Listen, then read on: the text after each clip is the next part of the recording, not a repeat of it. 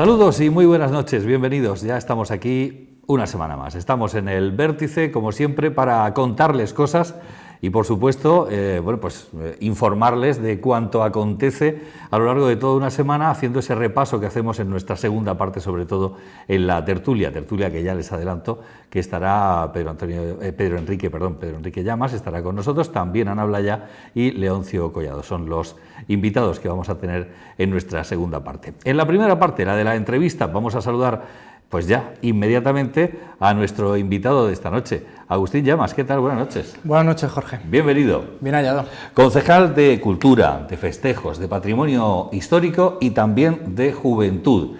Y bueno, pues lo primero que vamos a hacer, empezando, digamos, por la proximidad en el tiempo, que es el pasado sábado, esa noche de los museos, pues que ha sido un año más todo un éxito, incluso más éxito que otros años, ¿no? Sí, la verdad es que poquito a poquito vamos superando expectativas, vamos marcándonos nuevos retos y nuevas ilusiones sobre todo porque cada año pues contamos con mayor riqueza patrimonial recuperada tras los terremotos, nuevos espacios, y eso ofrece lógicamente pues mejores contenidos y un mayor número de posibilidades a la hora de enfocar la noche de los museos de una forma distinta a años anteriores, para quienes nos hayan visitado en años anteriores pues no vuelvan a no tengan la sensación de que ven algo repetido, copia de años anteriores, ¿no? Una noche de los museos en la que esta casa, Comarcal Televisión, nos acompañó, donde hemos podido ver reportajes interminables visualizando de alguna forma esa altísima participación de visitantes, tanto de lorquinos como de fuera.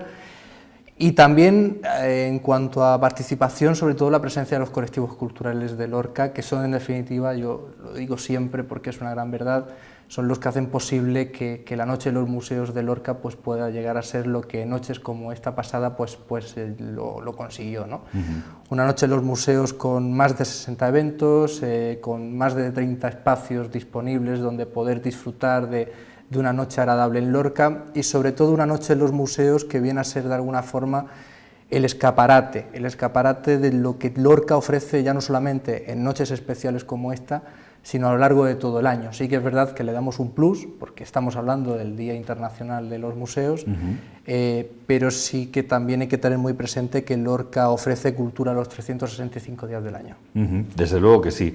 Espacios de estreno hemos tenido este año, de estreno este año porque ha estado durante mucho tiempo cerrado, como es el Palacio de Guevara, que al menos ya se ha visto parte de él, esa Fuente del Oro que también ha tenido un protagonismo, en fin, siempre buscando también esas novedades, ¿no? Sí, para nosotros es muy importante ir incorporando estos nuevos espacios, por lo que te decía antes, y luego también porque de alguna forma simboliza el avance en la recuperación del patrimonio histórico artístico de Lorca, ¿no?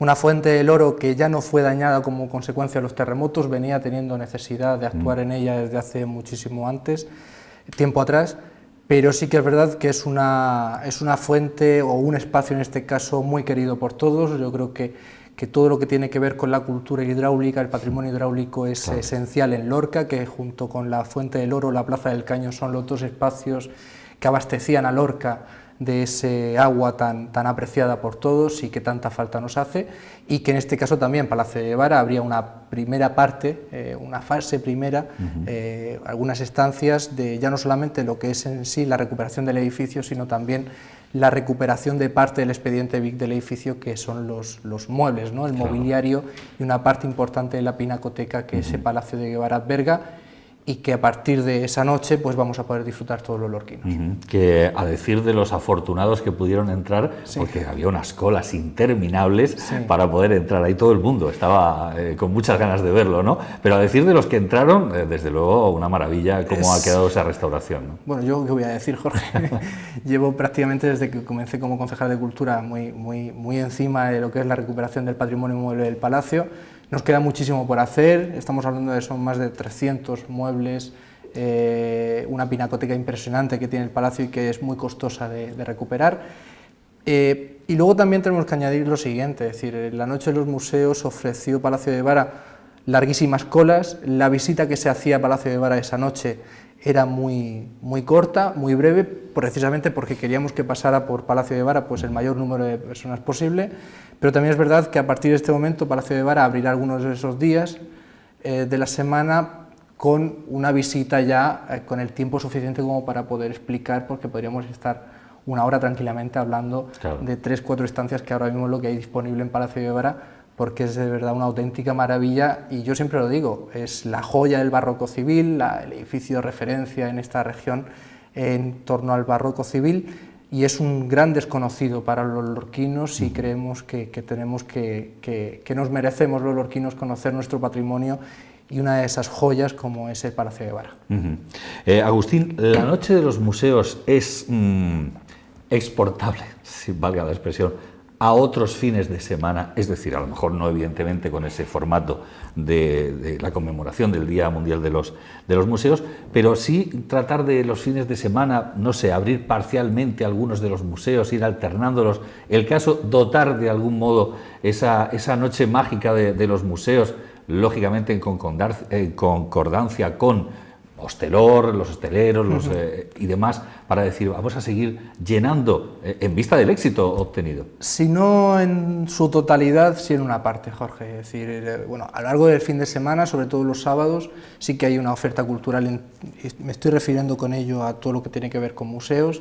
La Noche de los Museos es una fiesta para conmemorar de alguna forma, en este caso, estos espacios que recogen, en definitiva, la historia, las raíces, la cultura de un pueblo, pero en este caso sí que es verdad que hay que seguir haciendo esfuerzos para que este tipo de acontecimientos, quizá no en su totalidad, pero sí en una parte, aunados, por qué no decirlo, y tú hablabas de ellos, ¿no?, con los hosteleros, con los comerciantes, de alguna forma seguir haciendo esos esfuerzos, ahora que entra el buen tiempo, que las calles y las plazas se llenan de gente.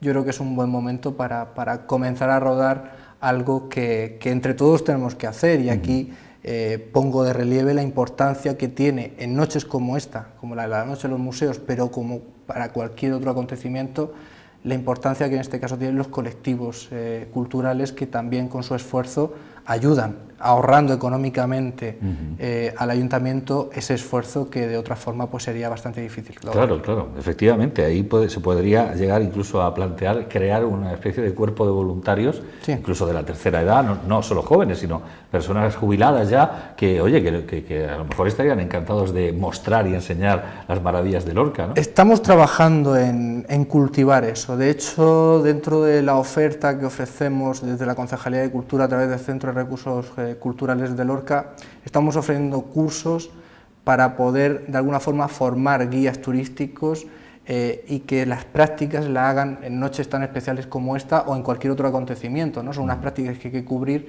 y que la Concejalía de Cultura, la Concejalía de Turismo, bueno, podemos hacer de ese recurso en un primer momento gratuito, porque, insisto, son prácticas, pero más adelante pues que entren a formar parte para poder cubrir la necesidad y la demanda que noches como esta o en otros acontecimientos pues podamos tener. Pues está bien. Hablábamos del Palacio de Guevara, como concejal de Patrimonio Histórico, ¿está volcado, digamos, ahí, digamos, todo el esfuerzo de esta concejalía, o hay otros edificios ahora mismo que también estén en el foco? Hay muchos. El Palacio de Guevara de alguna forma es la principal empresa que ahora mismo tenemos entre manos.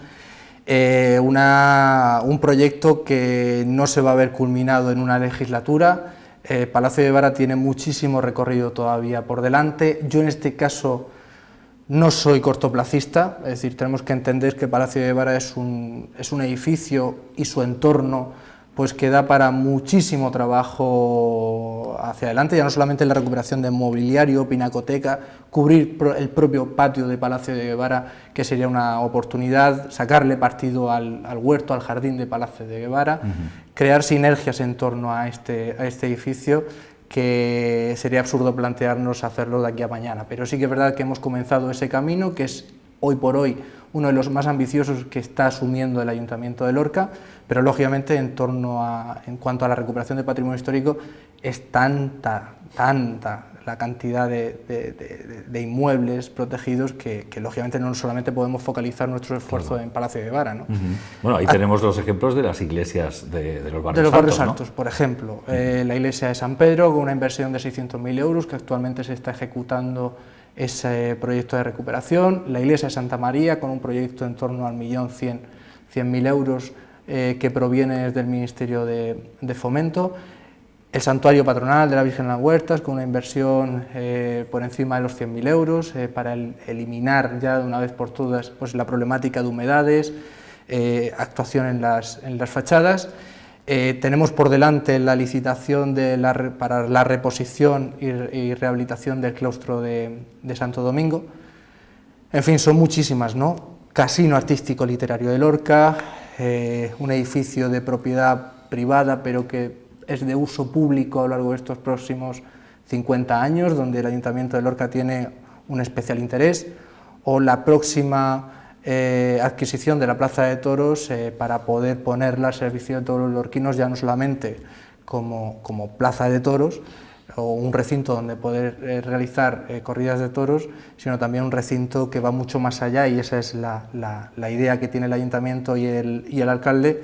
Pues es un recinto en definitiva que nos sirva para poder organizar conciertos, grandes acontecimientos deportivos, gastronómicos, comerciales, y que en definitiva también pues va a repercutir positivamente en la economía de Lorca, porque todo lo que se invierte en patrimonio histórico al final, que duda cabe, repercute económicamente en la ciudad, embellecemos la ciudad, ganamos todos, yo creo que como sociedad en la recuperación importante que se está haciendo del patrimonio histórico, y sobre todo pues en todo lo que tiene que ver con el casco histórico, donde de una manera transversal el Ayuntamiento en bloque está trabajando. Claro que sí. A todo esto que hemos mencionado hay que sumarle ahora, recientísimamente, el Escalambrujo. Sí, bueno, me dejaba muchos, claro. Uno de ellos el Molino del Escalambrujo, bueno, ya propiedad del Ayuntamiento de Lorca, a través de una donación que en este caso hacen sus anteriores propietarios, una parcela de 20.000 metros cuadrados con unos edificios declarados BIC, que es la máxima categoría de protección que existe y que otorga la comunidad autónoma. Un molino del Escalambrujo que es muy interesante por muchísimos factores. El primero de ellos, lógicamente, la simbología del edificio en sí, pero también el entorno, la riqueza botánica que tiene ese edificio, y luego también, si antes hablábamos de la cultura y del patrimonio hidráulico de Lorca, de la importancia que en este caso adquiere la cultura hidráulica, la cultura del agua, el Molino del Escalambrujo es uno de esos edificios que tiene que estar, porque se lo merece. Tenemos que pensar que a través de ese edificio o de esa parcela transcurre la acequia de Alcalá, una acequia que dotaba de agua, ya no porque está desviada provisionalmente por la comunidad de regantes, pero que dotaba a la ciudad de agua, y que en este caso, bueno, pues vamos a trabajar en un primer momento para la consolidación del edificio, con una inversión aproximada de en torno a los 550.000 euros, es decir, vamos a evitar o vamos a detener el deterioro que actualmente está teniendo ese edificio, y posteriormente, una vez que tengamos esa consolidación y por lo tanto nos garanticemos que el edificio se mantiene en las mismas condiciones que en las actuales, pues vamos a trabajar por rehabilitar, dotarle de uso, y en este caso pues que los lorquinos puedan disfrutar de un patrimonio que es de todos. ¿Se está planteando ya algún uso? Bueno, en primer lugar, yo creo que es un edificio y una parcela que puede dar buena muestra de la importancia del agua en determinadas épocas, ¿no? Y luego, más allá de ello, yo creo que tienes un edificio que sirva y ayude a Lorca para la dinamización turística, económica de la ciudad, pero si me pides que especifique qué uso se le va a dar al edificio, aún no hemos llegado a ese momento. Bueno, pues está bien.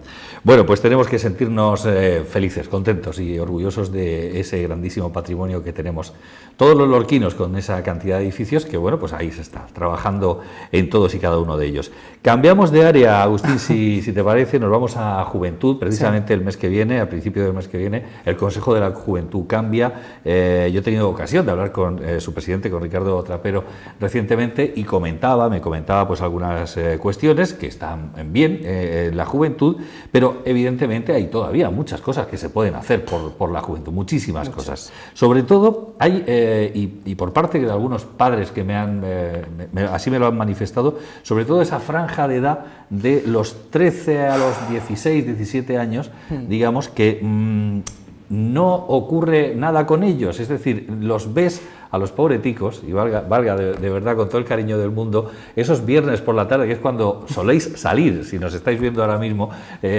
salís los viernes por la tarde, si hace frío estáis cobijados en portales de edificios, es decir, no hay locales para estos pobres chavales que no tienen dónde meterse si llueve, si hace frío, etcétera, etcétera. No quiero decir con esto que sea cuestión de la administración, ni muchísimo menos. Yo siempre digo que debería haber empresarios que dijesen, oye, ¿por qué no? Si hay ahí un posible nicho de mercado, como llaman ellos, ¿por qué no hacen algún tipo de local donde estos chavales puedan estar, lógicamente libres de alcohol, libres de drogas, etcétera, etcétera, ¿no? Porque son chavales, en definitiva. Bueno, libres de drogas todos. Pero algún sitio donde se puedan refugiar y hacer cosas estos chavales. Tiene su enjundia, ¿no? A ver, hemos pasado todos por ahí, Jorge, y es verdad que es una edad muy mala en ese sentido, ¿no? Es decir, no tienes la edad para poder acceder a un local de ocio de los que habitualmente conocemos todos y asistimos asiduamente a ellos. Y luego también la problemática que se le generaron a unos padres que sus niños, sus hijos en este caso, porque ya estamos hablando de unas edades entre los 14, 15, 16, 13... complicada, que quieren salir a la calle y es normal, pero no saben muy bien a dónde van porque no tienen acceso a los locales de referencia. Todo es la clave por un lado, es decir, lógicamente el ayuntamiento, creo que en este caso la administración no tiene que dedicarse a habilitar espacios para que, en fin, estoy hablando de locales, al uso, etcétera. Pero sí que es verdad que de alguna forma tenemos que promover esto, ¿no? Yo en muchas ocasiones me he reunido con Jesús Avellaneda, con el presidente de Hostelor, hemos hablado mucho sobre este tema porque muchísimos padres y madres a mí me han parado por la calle o incluso me han llamado para plantearme esta problemática que está muy asentada y que de alguna forma la administración, de una forma generosa, se tiene que prestar a intentar encontrar esa solución, pero no es única y exclusivamente a través de la propia administración, es decir, tenemos que encontrar los aliados, en este caso, tenemos que intentar hacer ver, en este caso, a la parte privada, que es la que tiene que finalizar o terminar de hacer posible que estos niños tengan esos espacios, pues de alguna forma pues hacerlo lo más atractivo posible para que vean que efectivamente ese nicho de mercado puede existir y puede ser muy interesante. Pero efectivamente es una problemática que está ahí. Por parte de la administración nosotros lo que intentamos es pues crear una agenda juvenil en torno a diferentes eventos, viajes. Por ejemplo, teníamos hasta hace muy poquito los viajes a la nieve, los fines de semana. Además está siendo un éxito, ¿no? Sí, hemos llenado todos los autobuses. Para que la nieve termina y lógicamente pues la problemática pues se sigue generando, ¿no? Pero en este caso nosotros lo que hacemos es intentar ofrecer una agenda atractiva, lo más atractiva posible, bien propia por parte del ayuntamiento, bien en colaboración con entidades como puede ser el Consejo de la Juventud, que en definitiva también es la entidad que representa, y así lo consideramos desde el ayuntamiento, la entidad que representa a los jóvenes de Lorca, y entre todos pues intentamos ofrecer esa oferta, pero que desde luego, sin lugar a dudas, esa oferta no es suficiente, y en este sentido sí que es verdad que, sobre todo viernes, sábados por la noche, pues estos jóvenes pues deberían de poder tener un espacio más allá del portal o más allá de la plaza, del banco, pues donde poder estar, ¿no? También tengo que romper una lanza por mi compañero de deportes, porque en Lorca hay unas actividades y unas infraestructuras deportivas extraordinarias que están abiertas hasta muy tarde, pero bueno, no todo es deporte, ¿no? También hay que tener otro tipo de actividades y hacer otro tipo de cosas, pero efectivamente es una cuestión muy compleja, Jorge. Claro, sí, está claro. Bueno, una opción a lo mejor sería animar a todos estos jóvenes a que se asocien en las diferentes asociaciones juveniles, ¿no? Sí, bueno, vamos a ver, asociándose desde luego es la mejor forma de estar informado de qué es lo que hay, de qué es lo que se puede hacer. Nosotros, y yo desde luego soy el primero que tiene muy claro que las políticas juveniles no las debe de marcar el concejal de turno o el técnico de turno encerrados en un despacho. Las políticas de juventud las tienen que marcar los propios jóvenes y en este caso es esencial formar parte de un colectivo para poder hacer llegar esa información, ¿no? Claro, pues vaya desde aquí esa sugerencia que les hacemos los mayores. Cuidado, bueno, no vaya a ser que se lo tomen así a la contraria. Nada que ver, ni muchísimo menos. Bueno, hablamos también de festejos, podemos hablar de festejos en otro aspecto, porque evidentemente ya todo el mundo se puede estar empezando a plantear, bueno, ¿y para feria qué? Para la próxima feria, siempre los grandes conciertos, que está todo el mundo como esperándolo. Pero también me comentaba alguien el otro día, oye, lo de los grandes conciertos, hace poco, no sé si fue el viernes pasado, en Murcia, por ejemplo, actuaba Dani Martín, ¿no? En la Plaza de Toros, es decir, en Murcia capital están llegando grandes conciertos, digamos, fuera de lo que son fiestas o de lo que son ferias o de lo que son, no lo sé, no me he enterado muy bien el porqué o el motivo del por qué actuaba este artista allí. Aquí, evidentemente, se hacen conciertos musicales en pequeño formato en el teatro durante el invierno y yo no sé si ya se está planteando el concejal, pues una vez que tengamos esos grandes espacios, hablaba hace un momento de la Plaza de Toros, vamos a tener también ese auditorio dentro de lo que es el recinto de Santa Quiteria, es decir, cuando tengamos esos grandes espacios, si ya se está empezando a plantear posibilidades, bueno, no hay que olvidar también el castillo, que tenemos allí un espacio espléndido también para esos conciertos. A ver, son muchas cosas. No, vamos a ver. Lógicamente, el hecho de disponer de espacios como pueda ser el recinto ferial, en este caso el auditorio, la Plaza de Toros, son espacios que ayudan sí o sí a que Lorca pueda albergar este tipo de conciertos.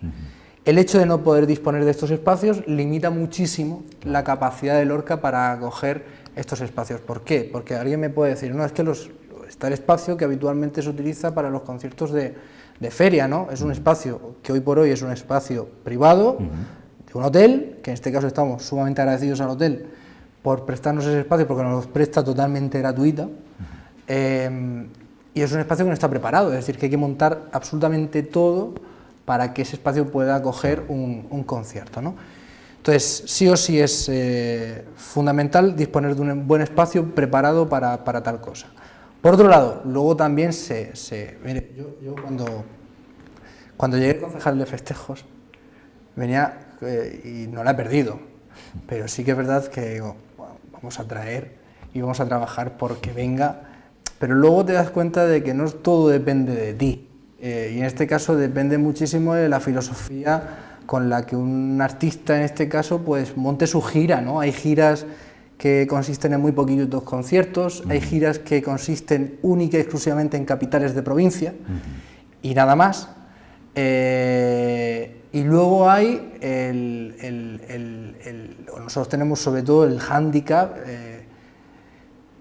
terrible de que la Feria de Lorca, por ejemplo, es de las últimas ferias, es decir, es que cuando llega la Feria de Lorca inmediatamente acaba de terminar la Feria de Murcia, y cuando un promotor decide organizar un concierto en Lorca, pues quiere intentar, al menos en la mayor parte, pues tener el mayor número de posibilidades posible de no perder el dinero, y eso pasa porque 4 días antes no te hayan organizado el mismo concierto, 60 kilómetros al lado del lugar, ¿no? Al lado de Lorca en este caso, ¿no? Entonces son una cantidad de hándicaps los que tenemos tremendos, y que nos hacen muy difícil confeccionar una programación como a nosotros nos gustaría, ¿no? Yo aquí también rompo una lanza porque creo que la programación que hemos hecho de conciertos, ya no solamente en ferias, sino dentro del teatro en invierno, pues es una programación muy atractiva, y yo creo que las cifras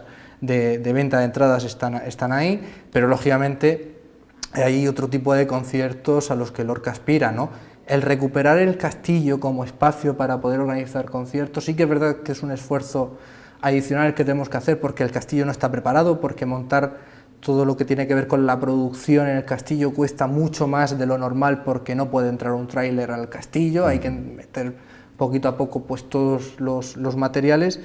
El trabajar por conseguir que el castillo vuelva a recuperar esos conciertos es porque nosotros le podemos ofrecer al artista algo más de lo que cualquier otro le puede ofrecer al artista a la hora de organizar un concierto, y es hacerlo en un entorno totalmente distinto, ¿no? Y ahí sí que es verdad que nos ayuda mucho el castillo, nos ayuda mucho, al mismo tiempo de que es mucho más caro organizar ese concierto, pero nos ayuda, y por lo menos podemos ofrecer a los lorquinos y a los visitantes un concierto distinto en un entorno distinto que merece la pena, porque en definitiva también lo que estamos mostrando es una experiencia al visitante, ¿no? Pero es francamente complicado teniendo, por un lado, una feria de Murcia inmediatamente antes que la feria de Lorca, muy complicado, y por otro lado, pues no disponer de un espacio dotado con los servicios mínimos para poder organizar un concierto, que a día de hoy Lorca no dispone, y es por lo que se está trabajando en este caso, en el Coso de Sotullena, que cuando se rehabilite estará preparado para organizar este tipo de acontecimientos, y por otro lado, un auditorio que, ampliando la capacidad del Teatro Guerra prácticamente el doble, pues lo que hace es, a un mayor aforo, pues más atractivo para que cualquier promotor quiera organizar un concierto en su interior. Pues efectivamente, en fin, aunando todo lo que hemos hablado, sí. Noche de los museos, por un lado, los festejos y hablando de los conciertos fundamentalmente, que es de lo que hemos hablado recientemente, de ese patrimonio histórico y de la juventud, evidentemente, todo se puede aunar, incluso lo de la juventud, en la cultura. Sí. La cultura, porque a los chavales les encanta la música y les encantan los conciertos y les encanta ver a sus artistas favoritos y poder asistir a esos conciertos.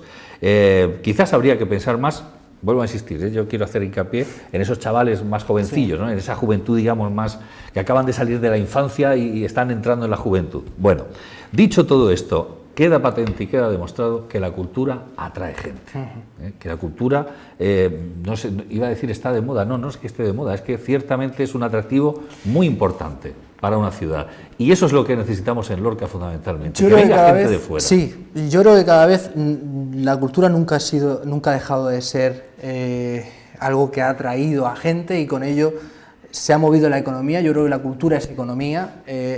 Creo que nunca ha dejado de serlo. Lo que sí creo es que hoy hay menos gente que no cree eso.